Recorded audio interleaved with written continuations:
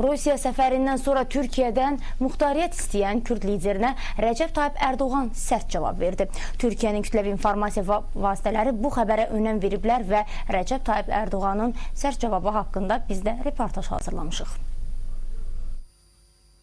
Xalqların Demokratik Partiyasının həmsədri Səlahattin Dəmirtaş Moskva səfərindən sonra Rusiyalı rəsmilərin qulağına pıçıldadığı muxtariyyət planını ortaya atıb.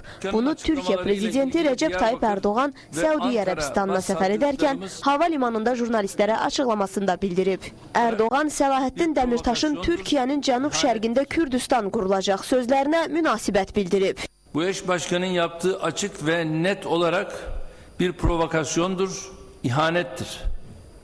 Türkiye üzerinde operasyon yapmak, ameliyat yapmak isteyen herkes boynunun ölçüsünü almıştır ve bunları da alacaktır. Rəcəb Tayyip Erdoğan həmçinin bildirib ki, artıq Dəmirtaş barəsində cinayət işi açılıb. Bu xəyanətkar dəstə həm hüquqdan, həm də millətdən lazım olan cavab alacaq.